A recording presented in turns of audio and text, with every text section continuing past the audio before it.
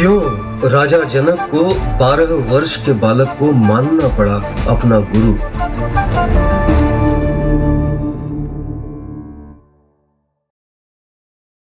मिथिला के राजा और सीता जी के पिता थे राजा जनक। उन्हें विदेह के नाम से भी जाना जाता था। कुछ समय से राजा जनक के मन में किसी योग्य गुरु को पाने की प्रबल इच्छा पनप रही थी। राजपाट के कामों में वो व्यस्त तो रहते, किंतु यही विचार उन्हें विचलित करता रहता कि कहाँ मिलेंगे मुझे वो गुरु जिनके पैरों में गिरकर मुझे आत्मज्ञान मिलेगा। अंततः मंत्री परिषद को बुलाकर इस पर चर्चा हुई और पूरे राज्य में एक घोषणा करवाई गई। महाराजा जनक के गुरु पद के लिए समस्त महाज्ञानियों के बीच शास्त्रार्थ होने वाला है। जो उस शास्त्रार्थ के विजेता होंगे, न केवल राजा जनक उन्हें गुरु मानेंगे, बल्कि अनगिनत आभूषणों से सुसज्जित 1000 गायों की भेंट भी उन्हें मिलेगी। जो स्वयं को इस योग्य समझें, वो शास्त्रार्थ के दिन महल में उपस्थित हो जाएं। शास्त्रार्थ का दिन आ गया और राजा जनक की आज्ञा से शास्त्रार्थ आरंभ हुआ। मंत्रोच्चारण, प्रश्न और उत्तरों से सभा गूंजने लगी। कोई अपनी पराजय पर दुखी होता तो अपनी विजय पर कोई ज्ञानी अट्टहास करता। तभी कहीं जा रहे 12 वर्ष के बालक अष्टावक्र के कानों में महल से आ रही अट्टहासों की गूंज पड़ी और अष्टावक्र महल के द्वार की ओर चल पड़ा। द्वारपाल ने अष्टावक्र को घृणित दृष्टि से देखकर उसका उपहास करते हुए कहा, यहाँ बड़े बड़े ऋषियों से क्या तुम्हें भी शास्त्रार्थ करना है बच्चे? अष्टावक्र ने द्वारपाल से कहा, लोगों के श्वेत केश मात्र आयु के प्रमाण हैं द्वारपाल, ज्ञान के नहीं।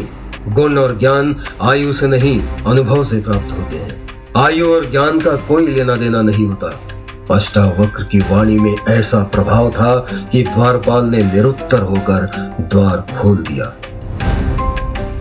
अष्टावक्र जैसे ही सभा में पहुंचा, सभी पंडित मुड़ मुड़कर उसे देखने लगे। कोई उस पर कटाक्ष करने लगा तो कोई उस पर जोर से हंसने लगा। अष्टावक्र का शरीर विकृत था। उसके 8 अंग वक्र थे।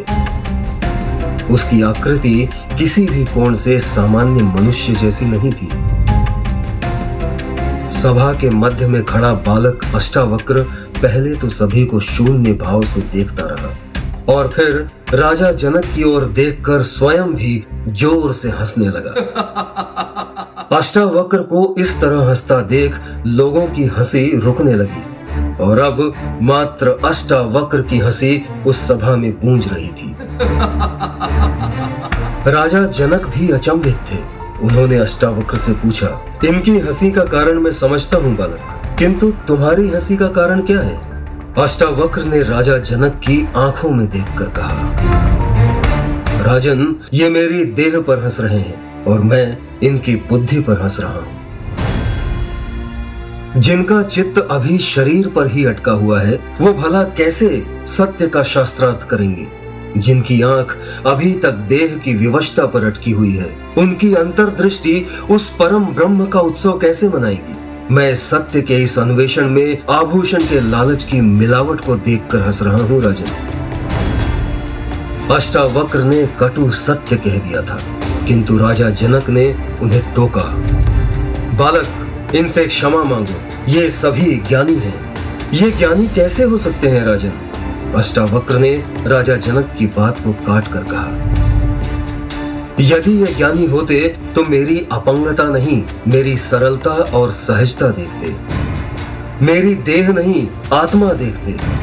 मेरी काया देखकर हंसते नहीं, बल्कि मेरे भीतर बसे उस ईश्वर को प्रणाम करते जो इस देह का ही नहीं, समस्त ब्रह्मांड का रचयिता है। क्या घड़े के टूटने का मतलब आकाश का टूटना होता है? नहीं ना। तो ये किस पर हंस रहे थे? मुझ घड़े पर या मुझे बनाने वाले उस अनंत ब्रह्म कुम्हार पर? ये ज्ञान के पुजारी नहीं, देह के पुजारी हैं राजन।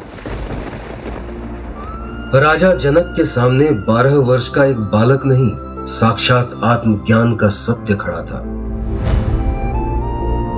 जनक जी की गुरु की खोज आज पूरी हो गई थी। मात्र 12 वर्ष के पंडित अष्टावक्र के चरणों में नतमस्तक होकर जनक जी ने उनसे अपने गुरु पद पर आसीन होने की याचना की और गुरु अष्टावक्र ने उन्हें अपना शिष्य बना लिया। ऐसी ही ढेरों कहानियां सुनने और सुनाने के लिए प्लीज हमारे चैनल को सब्सक्राइब करें और अगर आप चाहते हैं कि ये कहानियां दूसरों तक भी पहुंचे तो लाइक और शेयर करें। धन्यवाद।